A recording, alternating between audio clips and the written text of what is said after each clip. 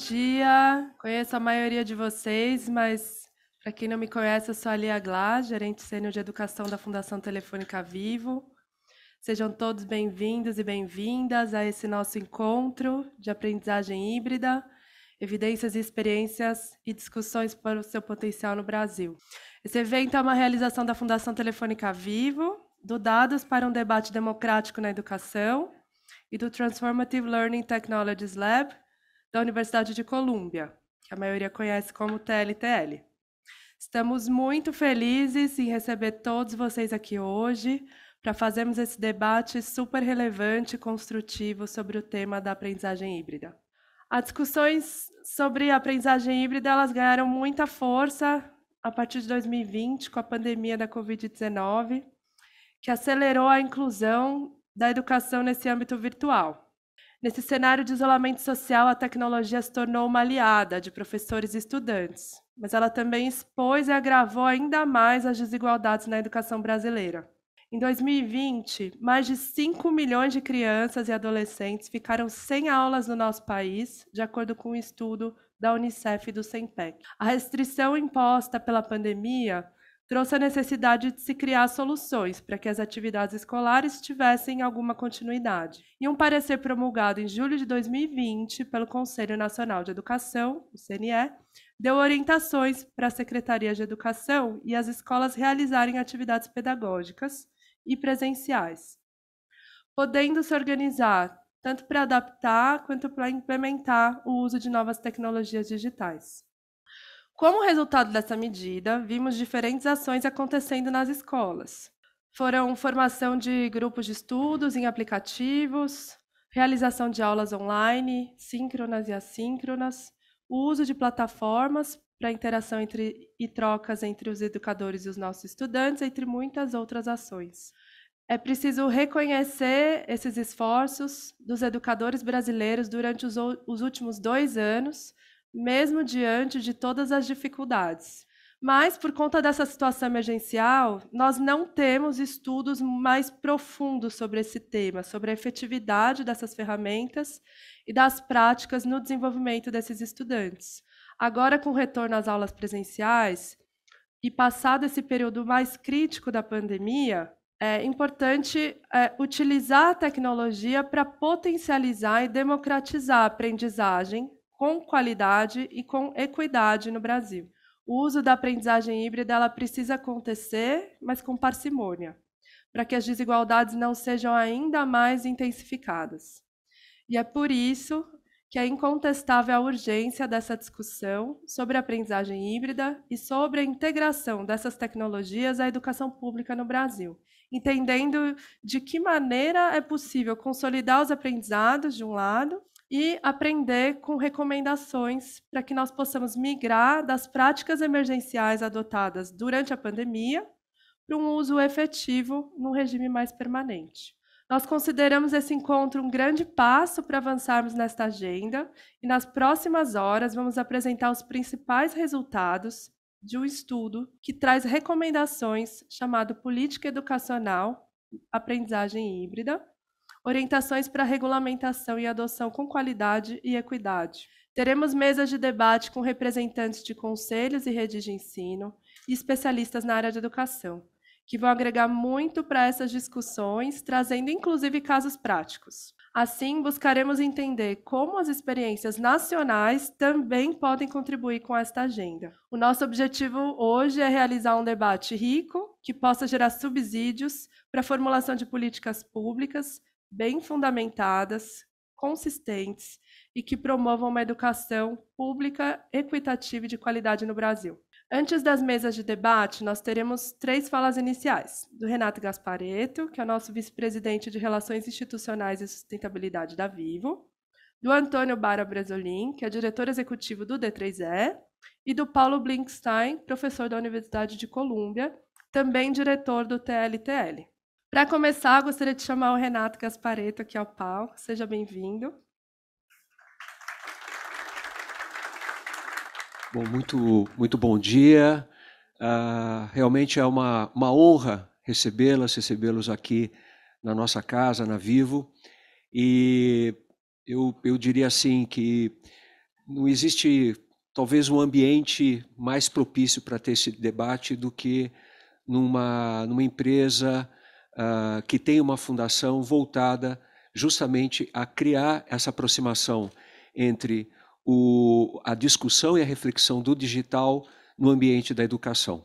Em nome da diretoria da Vivo e também da Fundação Telefônica Vivo, eu gostaria de endereçar algumas palavras aqui, dizendo que a discussão da aprendizagem híbrida é importante e urgente para a educação. Trabalhar a favor da educação pública é o foco da Fundação Telefônica Vivo. Ao longo dos últimos 2 anos, nós estamos discutindo esse tema intensificadamente dentro da Fundação e buscando caminhos.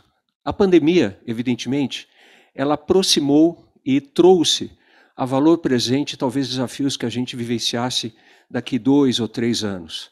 Mas, de qualquer maneira, há 23 anos a Fundação, voltada para essa questão da educação na escola pública, volta-se cada vez mais à questão da digitalização. Digitalizar para aproximar é o propósito da Vivo. Educar para transformar é o propósito da Fundação. E eu creio que esse debate hoje vai ser absolutamente fundamental para que essa ponte seja realizada. Eu diria que também a pandemia, ela trouxe uma reflexão, estamos conversando há pouco aqui, o que primeiro leva à solução desse grande desafio? É equipamentos? É a conexão às escolas e aos alunos? Ou são as competências digitais que os educadores e os alunos devem desenvolver? Essa é uma discussão muito intensa. A resposta, que até a Lúcia estava falando agora há pouco, é que tudo junto, né? Não dá para separar. Mas, de qualquer maneira, a Fundação veio trazendo luz ao longo dos últimos meses, justamente a questão, somando a questão da conectividade da escola, do aluno, também a questão do desenvolvimento de competências digitais. De alguma maneira, houve uma simplificação de que conectando o problema se resolveria quase que automaticamente. A experiência da digitalização e da conectividade durante a pandemia, nos períodos mais intensos, veio a provar que se não desenvolvemos competências digitais dos educadores e dos alunos, conectar é uma ponta do processo muito importante, fundamental.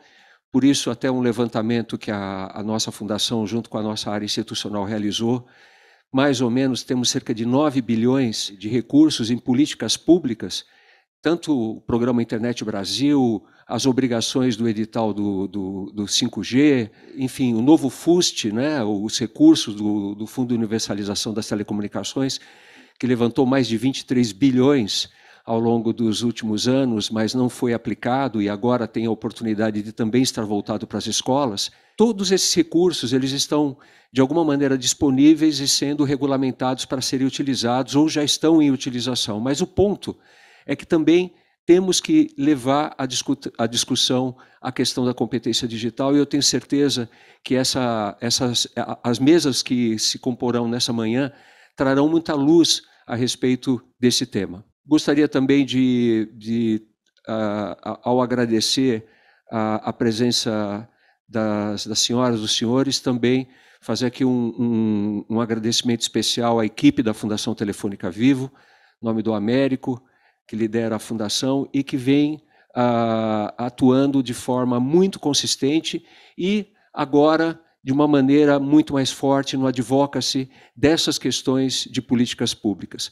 A gente entende que, em paralelo a ter programas como o Escolas Conectadas, que leva cursos no formato de AD para professores, inclusive bastante reconhecido, nós temos também outras funções que também levam à necessidade de trazer luz para o debate da digitalização na escola pública, e esse aqui é exatamente esse evento. Para terminar, gente, só um rápido relato que nós tivemos aí um trabalho bastante intenso ao longo do ano passado, em que alguns dos presentes participaram de forma bastante intensa na criação do curso de Ciência de Dados. Nós entendemos que há uma ponte que precisa ser feita entre a conexão, a escola pública e a empregabilidade. E sabendo que o mercado de ciência de dados é um mercado extremamente demandante e ainda carente de profissionais, nós entendemos que o ensino médio e o ensino técnico poderiam ter essa ponte de trazer profissionais, jovens profissionais para o mercado de trabalho. Então, atendendo aí, inclusive, as novas trilhas do ensino médio, foi criado um curso de ciência de dados que já está em piloto, né, no Mato Grosso do Sul, Espírito Santo e Santa Catarina. Esperamos aí que ele se estenda, né, onde esse curso ele permite que o jovem do ensino médio ele já tenha uma formação certificada para que possa entrar no mercado de trabalho de ciência de dados. Bom, enfim, eu termino aqui essas rápidas palavras, novamente, palavras de agradecimento e no desejo que tenhamos aí um excelente debate nessa manhã. Muito obrigado.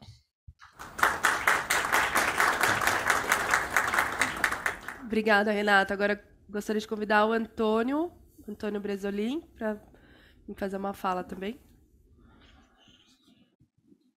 Pessoal, bom dia.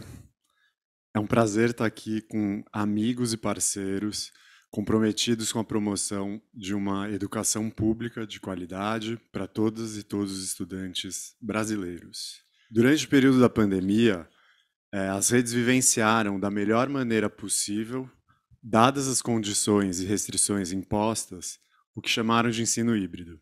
A gente está vivendo agora um momento diferente da pandemia do Covid-19. As escolas estão abertas, a população está majoritariamente vacinada e a gente está aqui reunidos presencialmente em um evento. E que bom! Mas a pergunta que fica é qual o papel das tecnologias para uma educação com equidade, né? De que forma a aprendizagem híbrida pode efetivamente contribuir para o desenvolvimento e para a autonomia dos nossos estudantes. Uma pesquisa divulgada na semana passada pelo Todos pela Educação e pelo Itaú Social, feita com diretores de escolas públicas, destaca que para 83% deles, o que a pandemia trouxe de novo e que deve permanecer é justamente o uso da tecnologia. Tem uma enquete que está atualmente em andamento no site da Nova Escola, também com professores e diretores. E para 86% dos respondentes, o uso da tecnologia pode apoiar ou é crucial no processo de desenvolvimento do ensino e aprendizagem. Então, novos modelos de ensino e aprendizagem precisam ser debatidos com profundidade, com calma, diferentemente das decisões que foram tomadas durante a implementação do ensino remoto de forma emergencial. A gente percebe a necessidade de entender a melhor forma de lidar com a aprendizagem híbrida e é necessário identificar, valorizar o que foi feito no contexto emergencial. Mas a gente ainda precisa aprimorar e pensar quais são os melhores caminhos para a gente seguir a partir de agora. A trajetória por esses caminhos precisa ser guiada por evidências. O Dados para um Debate Democrático na Educação, o D3E, colabora para esse debate educacional e para a qualificação do uso de conhecimento científico no desenvolvimento de políticas educacionais que promovam uma educação equitativa e de qualidade no Brasil. O D3E foi criado em 2018 como um projeto do Lehman Center da Universidade de Stanford e tendo como inspiração um trabalho que há mais de 40 anos está sendo desenvolvido no estado da Califórnia, a criação de pontes entre a universidade, a pesquisa e as políticas de educação. Ainda recente aqui no Brasil, essa iniciativa também está crescendo. No final de 2020, o D3E vira uma associação sem fins lucrativos e a gente passa a fortalecer as parcerias com a academia, com as organizações da sociedade civil e com o setor público. A gente atua prioritariamente em 4 frentes: na sistematização e produção de evidências, na comunicação e no uso desses dados que são gerados, na articulação com o legislativo e com o executivo para qualificar a demanda e o uso das evidências, e na aproximação como uma via de mão dupla entre a pesquisa e a política de educação. Alinhado aos valores de diversidade, inclusão e igualdade, que são essenciais ao desenvolvimento sustentável e ao amadurecimento da democracia no Brasil, a nossa associação atua por meio de parcerias com instituições, pesquisadores, professores de diferentes organizações, também empenhados em conduzir pesquisas e comunicar trabalhos acadêmicos para interpretar o cenário da educação brasileira e adaptar estudos internacionais com base no nosso contexto. É porque queremos colaborar com o aprimoramento do debate educacional e para qualificar o uso do conhecimento científico no desenvolvimento das políticas de educação que a gente está aqui hoje com vocês, promovendo esse encontro em parceria com outras organizações e estimulando a troca e a colaboração entre diferentes áreas de conhecimento e os seus diversos atores. Como a Lia já falou, vocês vão conhecer em primeira mão as recomendações do relatório de política educacional que a gente desenvolveu em parceria com o TLTL, com a Fundação Telefônica. Mas, principalmente, a ideia aqui hoje é que vocês também ajudem no aprofundamento desse debate. Os desafios são imensos e a gente não vai fazer nada sozinho. Deputados e senadores estão às voltas com projetos de leis, emendas, decretos, referentes aos temas relacionados à aprendizagem híbrida. A gente pretende ampliar esse diálogo, que inicia aqui hoje, em momentos futuros, mas envolvendo também os estudantes, professores, os diretores, técnicos de secretarias, outras secretarias de educação e mais pesquisadores. A gente precisa mapear ainda o que a gente quer entender, o que a gente precisa fazer para aprofundar e dar os próximos passos. Eu agradeço a generosidade e o interesse de todos vocês em qualificar esse debate tão importante e desejo uma ótima manhã de trabalho para todos nós. Obrigado. Obrigada, Antônio.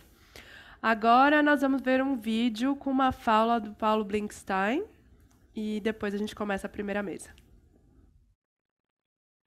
Olá a todos e a todas, prazer estar aqui com vocês virtualmente nesse evento. Meu nome é Paulo Blinkstein, eu sou professor na Universidade de Colômbia e dirijo o Transformative Learning Technologies Lab, que é um laboratório que começou na Universidade de Stanford em 2009 e agora há 3 anos está na Universidade de Colômbia, aqui no Teachers College, que é a escola de educação da Universidade de Colômbia. Nesses 12 anos, o laboratório trabalhou em mais de 20 países, a gente tem mais de 250 publicações acadêmicas e somos hoje o 3º laboratório do mundo com mais publicações em ciências da aprendizagem. Eu digo isso porque, claro, que pesquisa é uma parte muito importante do que a gente faz. Quando a gente desenha uma solução e implementa, a gente está sempre coletando dados, pesquisando e refinando as soluções baseado nesses dados que a gente coleta. O laboratório estuda como as crianças constroem o conhecimento, mas de uma forma diferente do que muitas vezes acontece nas escolas. A gente quer que as crianças criem seu próprio conhecimento interagindo com tecnologias construcionistas, ou seja, tecnologias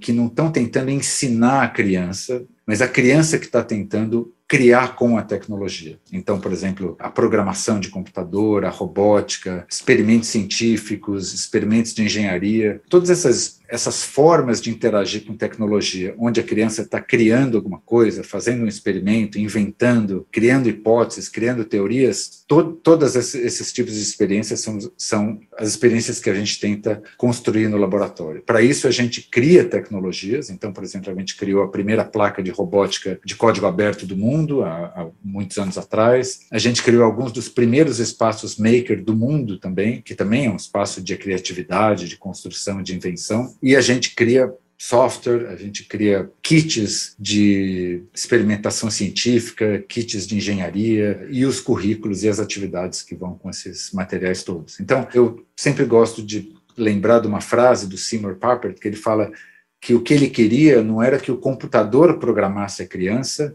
mas era que a criança programasse o computador. Então, esse um pouco é o princípio do trabalho que a gente faz. Agora, uma outra parte importante do trabalho é que essas tecnologias construcionistas, essas tecnologias de robótica, de programação, de experimentação, elas já existem em muitas escolas do mundo. As escolas privadas, as escolas particulares, já têm todas essas tecnologias. As escolas públicas não. Então, a gente está num mundo desigual, onde as escolas particulares privadas estão na educação do século XXI já, e as escolas públicas ainda estão no século XIX, ainda estão usando, enfim, as pedagogias, as técnicas, as tecnologias antigas, mais instrucionistas. E uma coisa importante para a gente no laboratório é democratizar essas tecnologias construcionistas. Então, não adianta a gente ter 1% das escolas onde os alunos têm liberdade de criar, de inventar, tem espaço maker, tem robótica, tem sala de artes, tem habilidades do século XXI, se 99% das crianças estão aprisionadas no modelo antigo, né? Então, o que a gente tenta fazer são tecnologias de baixo custo para que isso seja democratizado. Então, por isso que eu falei da robótica aberta, ambientes de programação abertos, softwares gratuitos, projetos de implementação de baixo custo. E a gente trabalha muito com secretarias de educação, com redes de educação, para tentar levar isso para o mundo real.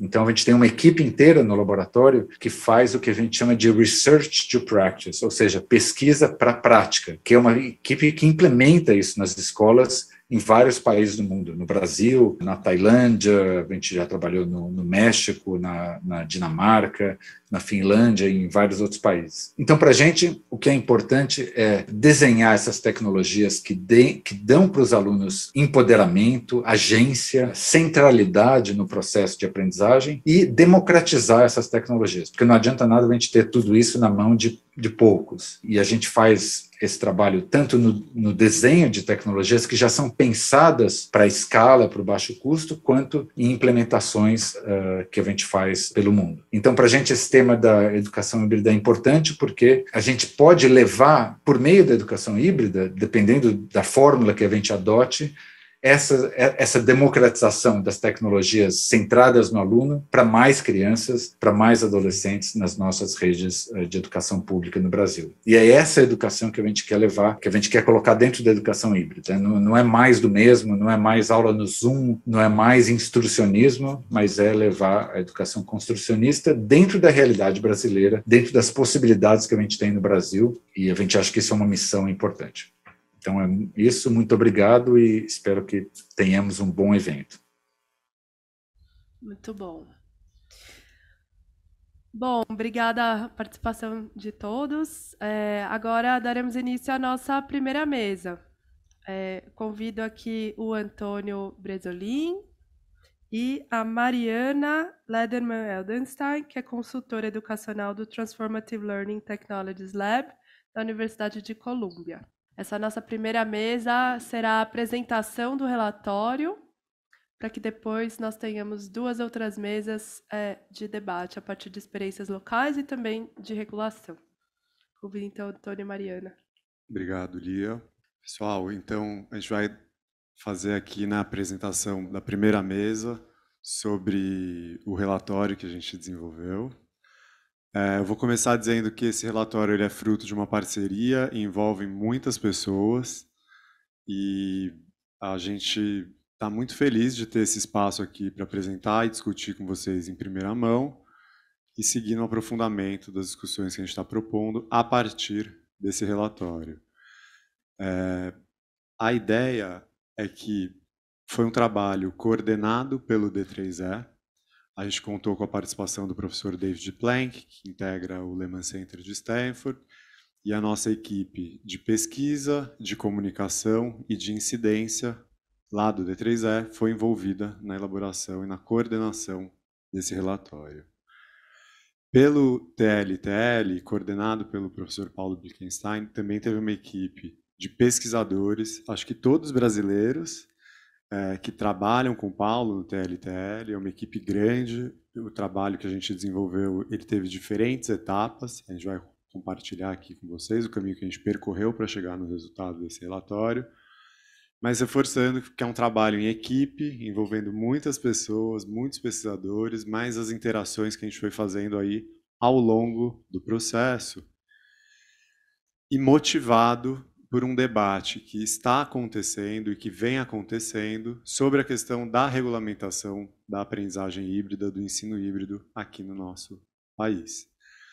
A gente sabe, né, a gente acompanha que antes da pandemia, antes do Covid-19 fechar as escolas, nosso contexto educacional vinha passando por mudanças estruturais muito importantes, como a implementação, né, a criação e a implementação da Base Nacional e a reforma do novo ensino médio. E a gente viu que durante a pandemia o ensino não presencial foi regulamentado e permitido de uma maneira emergencial, mas as discussões sobre projetos de leis para que o ensino híbrido fosse composto, né, e estimulasse a implementação do novo ensino médio e apoiasse o processo de implementação da BNCC, foi sendo discutido aí ao longo dos últimos meses, e foi essa a grande motivação para a gente elaborar o relatório. Aqui são as fases pelas quais a gente passou. Então, a gente começou em julho, há quase um ano, fazendo o levantamento de estudos e de literatura com evidências relacionadas ao uso de tecnologias e aprendizagem híbrida. A gente passou por uma segunda fase, que foi olhar para o levantamento das políticas e das estratégias implementadas em outros países. Então, quando a gente foi ver a questão da regulamentação aqui no Brasil, o que outros países, a gente foi olhar para a União Europeia, para os Estados Unidos, para a Austrália, entre outros países, como que eles estavam fazendo a questão da regulamentação da aprendizagem híbrida. E, a partir disso, em conversas com o CNE, com algumas secretarias para contextualizar essa questão da regulamentação, que a gente partiu dessas referências internacionais para o contexto brasileiro, a gente seguiu desenvolvendo algumas conversas e aí a produção do relatório que a gente vai compartilhar aqui com vocês. Eu vou passar para a Mariana, então, falar um pouco dos desafios relacionados à elaboração do relatório. Obrigada, Lia. Obrigada, Tom. O primeiro desafio que a gente encontrou foi a questão da nomenclatura, né? Como que a gente vai chamar isso que durante a pandemia recebeu tantos nomes, né? Ensino híbrido, educação híbrida, aprendizagem híbrida. E o que a gente percebeu é que esses nomes muitas vezes são muito vagos, né? A gente não tem uma definição ainda do que eles realmente e exatamente representam. E a gente nota a necessidade da gente discutir mais sobre esse assunto e chegar em definições. A gente traz aqui, são 4 dimensões, que quando a gente fala de aprendizagem híbrida, a gente precisa estar considerando. Então, a questão espacial, a questão temporal, a questão metodológica e a questão da mediação.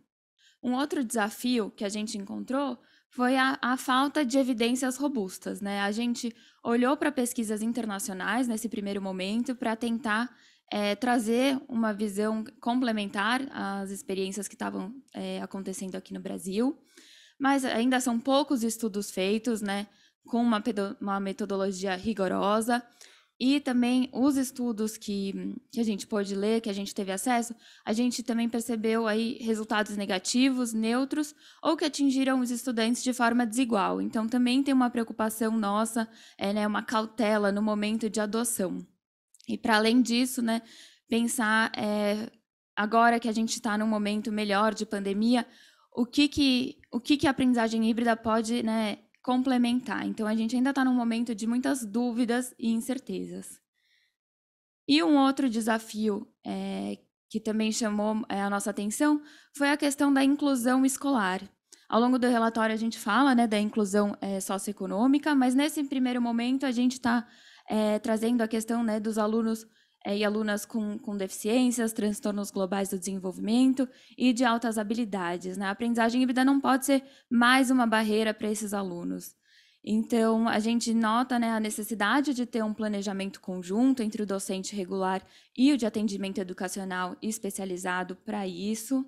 Essas ferramentas, elas precisam realmente garantir a inclusão de todos. E a gente também precisa ter dados atualizados, né, de quem são esses alunos e essas alunas e quais são as principais barreiras. Essa é um pouco a estrutura do nosso relatório.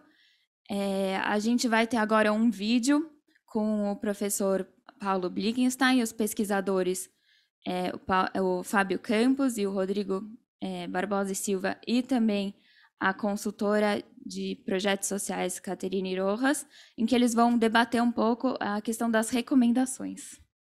Obrigada.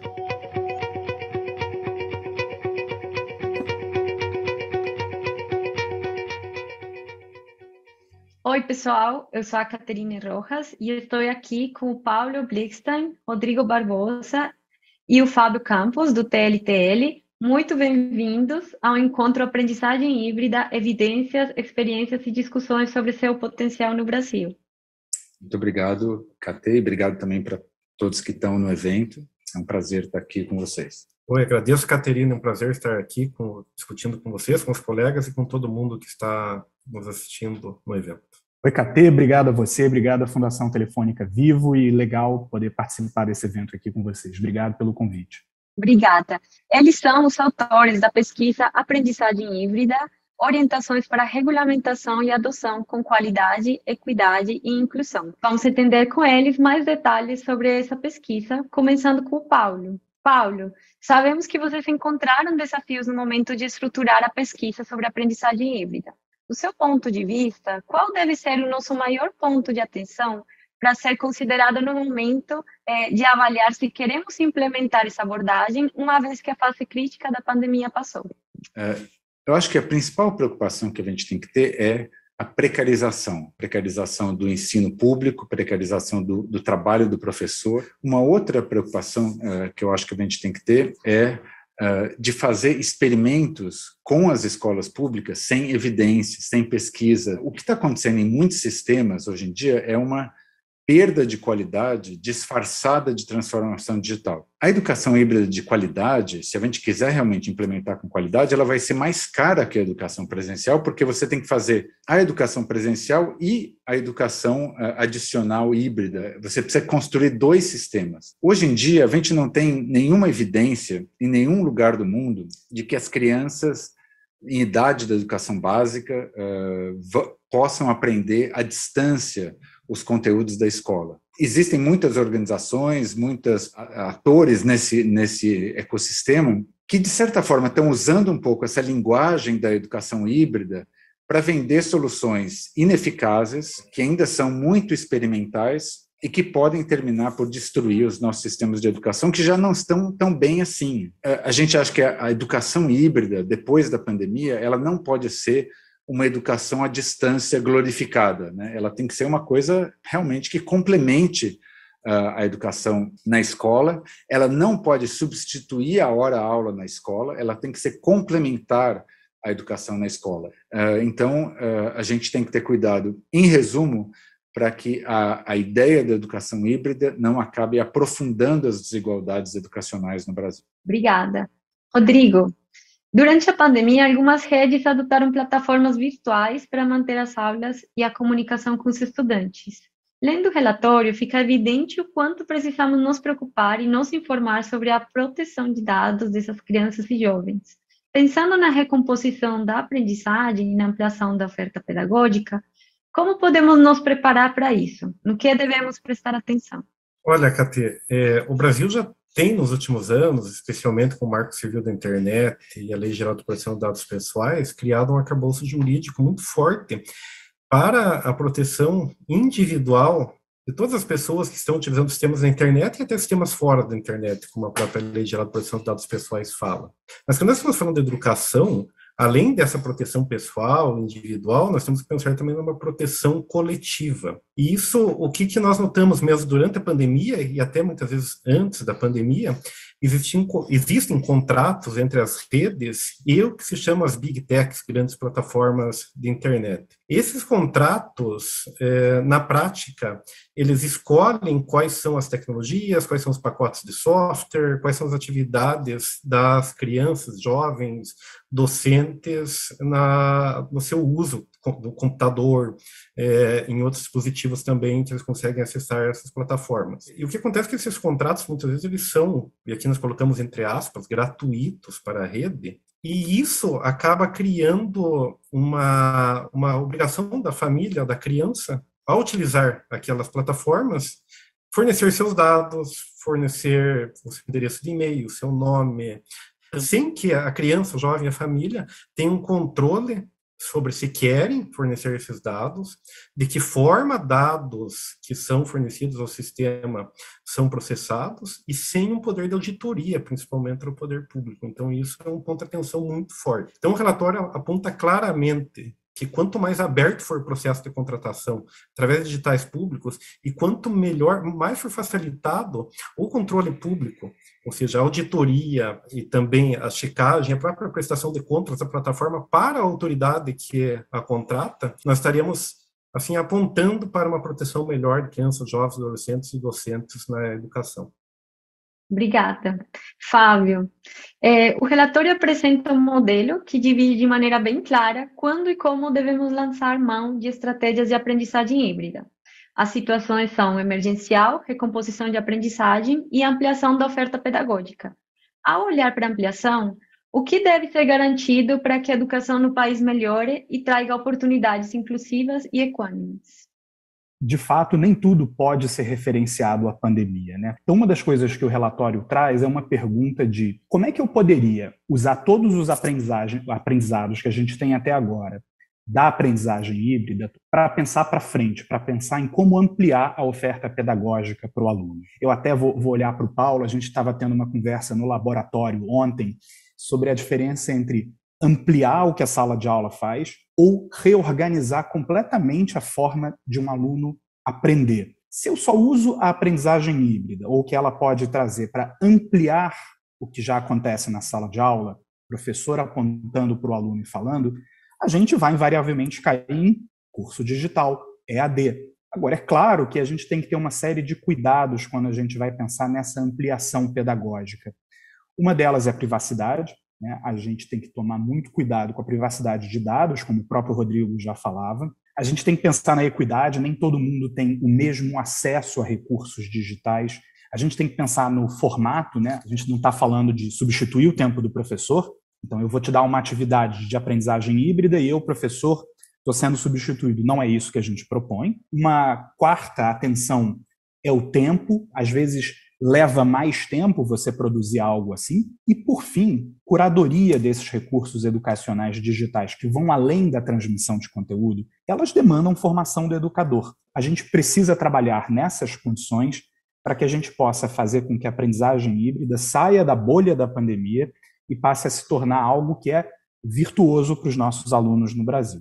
Muito obrigada. Agora, para finalizar, eu vou fazer uma pergunta aos três. Aí eu gostaria de saber o que vocês destacam de mais relevante no estudo que já impacta a vida escolar dos estudantes. Então, vou começar pelo Paulo.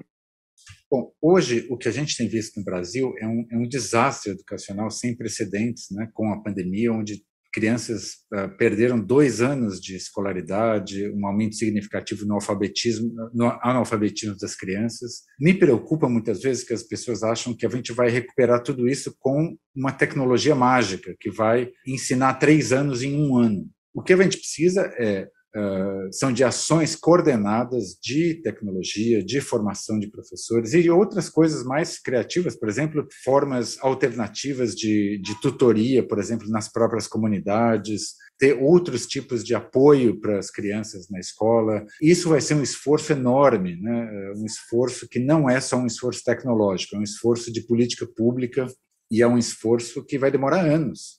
A nossa pesquisa mostra que mesmo nos países avançados, na Europa, nos Estados Unidos, tudo isso aconteceu muito rápido. Então, a gente não sabe ainda, não deu tempo de ter pesquisa suficiente para a gente saber como fazer educação híbrida de forma eficaz, de forma consistente e tudo mais. A gente não pode chegar numa rede com 100, 200 escolas e implementar tudo de uma vez, como se a gente soubesse já como fazer isso. Então, a gente vai precisar de muito experimento, a gente vai precisar de pesquisa, de coleta de dados, de análise objetiva, criteriosa, rigorosa dos dados. Além disso, tem um incentivo econômico muito grande para empresas, para redes, para uma série de instituições venderem serviços para as redes públicas com o disfarce, vamos dizer assim, da transformação digital, que tudo que é digital é bom, é moderno, é ótimo, e empurrar produtos que não têm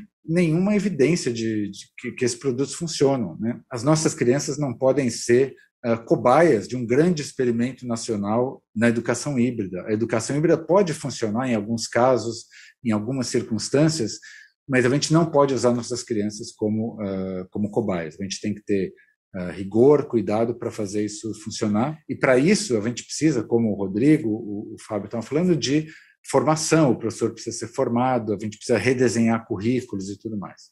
Obrigada. Rodrigo? Bom, o relatório traz vários aspectos que são importantes, mas eu queria destacar a propriedade de dispositivos para participar, para fazer parte de atividades híbridas. É muito comum, isso quando a gente conversa com as escolas, conversa com pessoas que são interessadas na educação, aquela ideia de que, olha, todos os estudantes hoje têm um celular na mão. Então faz muito sentido começar a utilizar este equipamento para distribuir conteúdo, para propor atividades. Isso é rico, mas também quando a gente vai olhar na prática mesmo, isso aconteceu muito mais através do que a imprensa mostrou durante a pandemia. Aquele celular que nós acreditamos que é da criança, nós vamos ver que é um celular ainda antigo, com pouca memória, com pouco espaço para aplicativos. E no relatório nós trazemos um tema que no campo de tecnologia educacional já é discutido há décadas, quase inaugura o campo da tecnologia educacional, que é a necessidade de computadores. Mesmo sabendo que outras plataformas, celulares, tablets, têm sua utilidade, não são preparados para atividades realmente profundas de tecnologia. Então, algo que o relatório traz é essa necessidade de se começarem a pensar novamente projetos que entreguem não só a conexão e não só esse dispositivo móvel, mas que se comece a verificar a centralidade mesmo como objeto, como mediação de acesso aos recursos de aprendizagem, ensino híbrido, e mesmo em outras áreas de tecnologia, como programação, robótica, o computador. Então, isso também é um ponto que está bem colocado no relatório. Muito obrigada. Fábio? Cate, eu queria falar de um ponto do relatório que já nos impacta muito, que é a gente aprendeu muito sobre aprendizagem híbrida durante a pandemia. Mas vamos lembrar que a pandemia de Covid-19 não é a única situação de emergência que acomete os nossos alunos, né? Eu posso citar, por exemplo, o caso de violência urbana no meu estado, no Rio de Janeiro, em que é muito comum que alunos fiquem semanas, né, que acumulem muitos dias sem aula durante um ano letivo. Mas a gente tem outras questões de desastres naturais ou até questões de dificuldade de acesso físico à escola no Brasil. Para isso, as secretarias vão precisar de protocolos de ação, né? A gente não pode pensar o que fazer na hora que alguma coisa acontecer. O que a gente pode ter aprendido que possa hoje gerar um protocolo de ação para situações emergenciais, para que no Brasil alunos não fiquem mais tanto tempo sem aula? É algo que o relatório traz esse questionamento, traz alguns caminhos para a gente pensar e certamente hoje já está impactando a vida dos nossos alunos. Muito obrigada. É isso, pessoal. Aproveitem o evento que está cheio de informações, provocações, discussões adicionais. E muito obrigada pela participação, Paulo, Fábio, Rodrigo. Até mais. Muito obrigado. Até mais. Vamos lá, pessoal, nós vamos agora para uma parte de perguntas e respostas, mais ou menos uns 10 minutos, talvez um pouco mais, em que e queria destacar só que, além do Antônio e da Mariana, nós temos agora também disponíveis aqui de forma remota o Paulo, a Lívia, o Renato e o Flávio, que estão disponíveis aqui conosco online também para responder algumas perguntas. A ideia é que esse é um evento pequeno, então a ideia é que vocês participem, por favor, façam perguntas também. Tem uma pessoa aqui que vai passar com o microfone, então vocês ficam à vontade. Mas eu vou começar já trazendo uma pergunta aqui para vocês. O relatório ele se baseou em pesquisas internacionais, né? E eu ia pedir para vocês destacarem algum país que tenha feito algo mais mão na massa nessa questão da aprendizagem híbrida, que possa ser uma experiência para inspirar aqui as nossas ações do Brasil. Olá, pessoal, bom dia. Bom dia. Prazer estar aqui com vocês hoje. Acho que eu posso começar falando que a aprendizagem mão na massa, né, ela é um tipo de aprendizagem, uma abordagem que se beneficia muito do convívio social também, do convívio com pares, convívio com professores. Então, tudo isso que a gente tem falado, né, no relatório sobre a importância de se estar na escola, de trocar experiências enquanto se faz, tudo isso é muito importante, né? Então, acho que isso é importante a gente ter em mente. Pensando nisso, né, e com esse parêntese, a gente encontrou algumas experiências muito interessantes, claro, com um contexto diferente, né, mas que pode ser uma referência interessante para a gente. Na Austrália, com um projeto que eles têm que, mais uma vez, né, vem de antes da pandemia, então é uma política que se constrói ao longo dos anos e, com o contexto emergencial da pandemia, ela foi utilizada também como um suporte, que é um programa chamado Science by Doing, e ele traz uma série de experimentos que tem as instruções de como se fazer em casa, com materiais mais baratos e que se encontra à mão, na maioria das casas, e além das instruções de como fazer, algumas questões para reflexão também, que é um aspecto importante, né? Depois que se faz um experimento, primeiro se pensa no que se espera daquele experimento, se cria algumas hipóteses e ao final, né, é desejável que haja uma reflexão sobre o que esse experimento trouxe, quais tipos de aprendizagem, de aprendizado, quais o que se leva para a vida daquele experimento. Então, são aspectos que são destacados nesse programa chamado Science by Doing da Austrália, que é um dos exemplos que a gente encontrou durante esse levantamento. E importante destacar, mais uma vez, né, que é um programa que já vinha de alguns anos, então não foi algo criado da noite para o dia, por lá. Então, destaco aqui a importância de um planejamento de longo prazo para essas situações, como o Fábio mencionou, né, para que nas situações emergenciais já se saiba como agir. E, mais uma vez, como né, apesar de existirem esses recursos, a importância da convivência com pares. Então, acho que é um ponto, acho que é um exemplo interessante para a gente refletir a respeito. Não. Obrigado, Lia, pela Obrigada, pergunta. Renato. Obrigada. Pessoal, abro aqui para as perguntas de vocês. Eu tenho uma dúvida, que vocês apresentaram um modelo muito interessante, achei muito bacana priorizar o conteúdo e a forma e não só a tecnologia em si, mas vocês falaram da importância de proteção de dados, da importância de equipamentos que dão acesso a isso e a própria formação dos professores. Vocês têm um dimensionamento do custo, ou por aluno, ou de implementação disso para uma rede? Porque me parece um processo que seja custoso e como que isso se encaixaria em outras demandas de orçamento da educação. A gente não tem a gente não encontrou estimativas muito precisas sobre custo, até porque isso não só são coisas recentes que aconteceram, né, de forma emergencial, mas também porque é muito difícil fazer uma adaptação para os sistemas brasileiros, né, porque os custos são muito diferentes, os salários, os insumos e tudo mais. Agora, o que eu acho que dá para falar em relação a custos é que, quando a gente fala de educação por novas tecnologias, etc., tem uma ideia que as pessoas têm de que é uma coisa meio de graça, né? Quer dizer, você põe um vídeo e todo mundo já tem o equipamento, a internet já está lá. Então, tem essa ideia um pouco do milagre da multiplicação, né? De que educação por tecnologia é uma coisa mais barata e que a infraestrutura já está lá. Na verdade, o que a gente precisa pensar com muito cuidado é que a infraestrutura muitas vezes não está lá.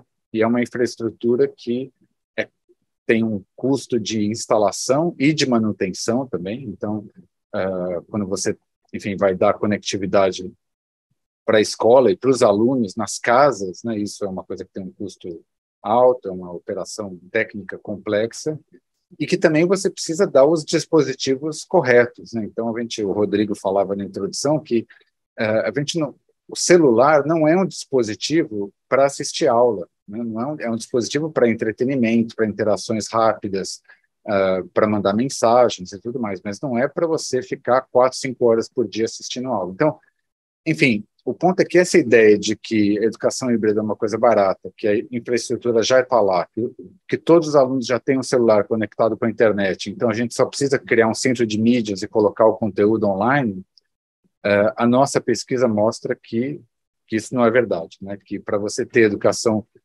híbrida para 100% dos alunos, você precisa investir nessa infraestrutura que, em países como o Brasil, ainda não existe, né? Então, a gente olhou, por exemplo, na Finlândia ou em outros países onde a taxa de propriedade de computadores pessoais, né, dos jovens é entre 80% e 90%.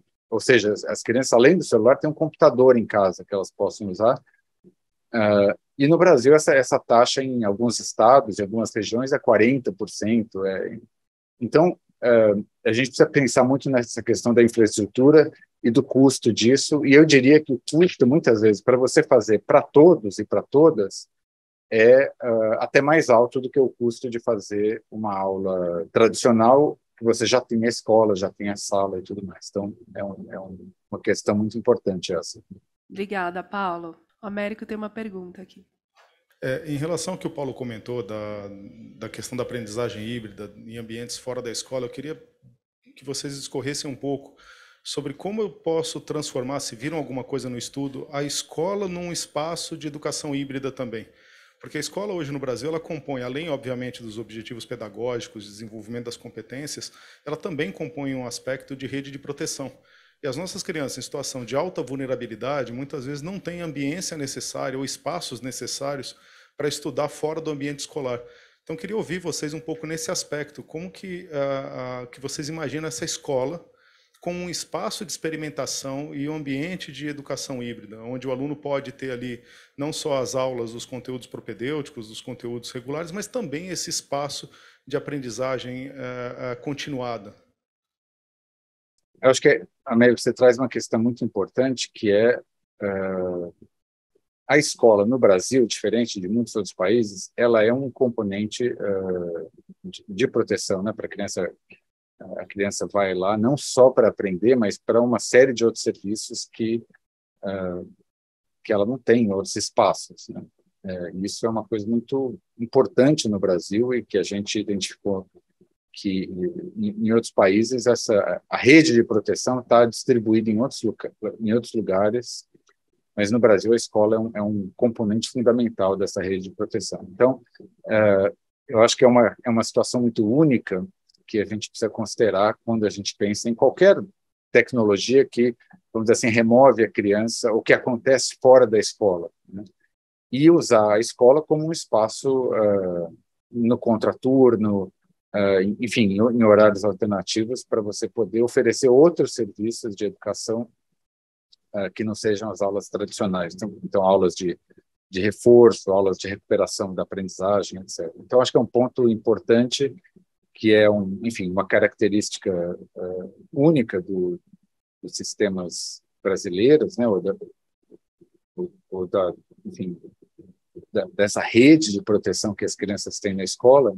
E eu acho que podem ser feitas muitas coisas no espaço da escola, porque a maioria das escolas não é de tempo integral, então você poderia ter formas mais criativas de, por exemplo, ter tutorias, né, enfim, no contraturno, ou ter até um centro de mídias ou aulas de reforço e tudo mais, mas no espaço da escola, onde você pode ter pessoas tomando conta do que está acontecendo lá. Então, não é uma coisa que a criança vai para casa e assiste uma aula no celular, ela continua na escola aprendendo outras coisas, mas dentro da supervisão de adultos, com alimentação, enfim, com todos os outros serviços que a gente tem na escola. E só para complementar o Paulo, acho que reforçar esse ponto das escolas integrais, né, que muitas redes estão desenhando esses modelos e pensando também em que vai colocar nesse tempo expandido das crianças na escola, repensando, redesenhando os currículos, as experiências de aprendizagem, os materiais pedagógicos e também pensando na formação dos professores. Acho que aí está uma oportunidade muito interessante de trazer mais da educação híbrida dentro desse espaço da escola e fazer isso de forma para coletar evidência, para entender se funciona ou não, né? Porque a expansão está acontecendo em muitas redes de forma gradual. E eu acho que é uma oportunidade única de desenhar novos programas e fazer esses estudos e ter monitoramento dessas experiências, para aí sim a gente conseguir escalando experiências que realmente vão ser transformadoras para a aprendizagem dos alunos na educação básica. Bom, eu não sei se alguém tem alguma pergunta ainda, se não, tem uma pergunta, Rony? Bom dia a todos. A minha pergunta é muito que já foi falado aqui, em relação a usar a aprendizagem híbrida para recomposição de aprendizagem. Esse é o desafio, porque normalmente é esse estudante que foi mais impactado pela pandemia, porque nível de conectividade, acesso, essa é a minha primeira pergunta. Se dentro do relatório de vocês conseguem observar que é a aprendizagem híbrida com esse estudante, aí muito dentro da fala, que é espacial, a gente vincula a casa, eu concordo que não podemos ter somente a casa como esse vetor, e como que a gente pode trabalhar, observar a aprendizagem híbrida na recomposição da aprendizagem. E o outro é o desafio, né, do Brasil como um todo, que é equipamento, as redes se estruturaram, foram ao mercado, buscaram equipamentos, mas a questão, o desafio maior é a conectividade, é o acesso à internet, principalmente os rincões do nosso Brasil.